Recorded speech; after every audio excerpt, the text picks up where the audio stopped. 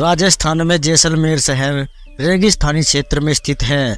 शहर के बाहर सैकड़ों मील दूर तक रेगिस्तान फैला हुआ है, जहां जगह जगह रेत के बड़े टीले हैं।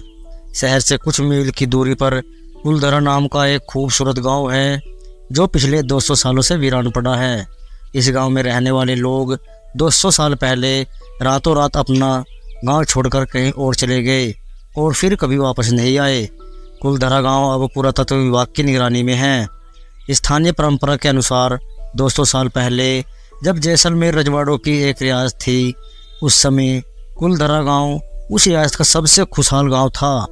यहाँ से सबसे ज़्यादा रेवेन्यू आता था। इस गांव में पालीवाल ब्राह्मण रहते थे। गांव की एक लड़की की शादी होने वाली थी, जिसके बारे में कहा जाता है कि वह लड़की बहुत खूबसूरत थी। जैसलमेर रियासत के दीवान सालिम सिंह की नज़र उस लड़की पर पड़ गई और उसे उस लड़की की सुंदरता से प्यार हो गया।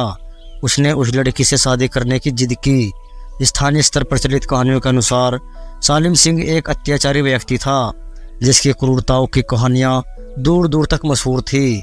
लेकिन इसके बावजूद कुलधरा के लोगों ने सालिम सिंह को लड़की का रिश्ता देने से मना कर दिया।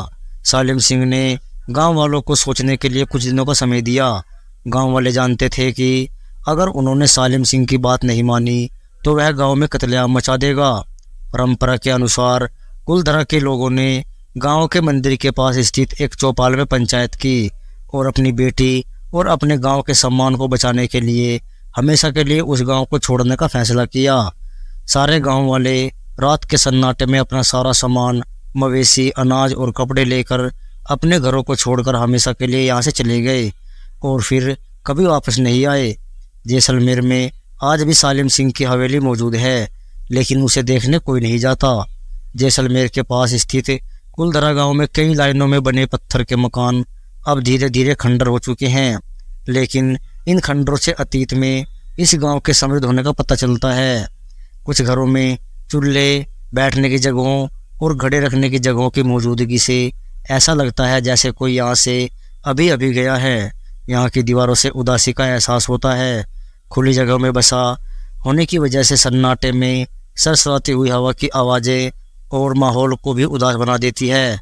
स्थानीय लोग अपने बड़ों से सुनी हुई बातें बताते हैं कि रात के सन्नाटे में कुलधरा के खंडरों में किसी के कदमों की आहट की सुनाई देती है। स्थानीय लोगों में यह मान्यता भी काफ़ी मशहूर है कि कुलधरा के लोगों की आत्माएं आज भी यहाँ भटकती हैं। राजस्थान सरकार ने इस गांव को पर्यटकों को आकर्षित करने के लिए यहाँ के कुछ घरों को पहले की तरह बहाल कर दिया है। गांव का मंदिर आज भी गुजरे हुए वक्त के गवाह की तरह अपनी जगह पर खड़ा है। हर साल हजारों पर्यटक इस गांव को देखने के लिए यहाँ आते हैं। यहाँ के स्थानीय लोग इस गांव को बहुत सम्मान करते हैं। एक और मान्यता यह भी मशहूर है कि जब कुलधरा के लोग इस गांव को छोड़कर जा रहे थे, तो उस समय उन्होंने यह श्राप दिया था कि यह गांव कभी नहीं बसेगा। उनके जाने के 200 साल बाद आज भी यह गांव जैसलमेर के रेगिस्तान में वीरान पड़ा है।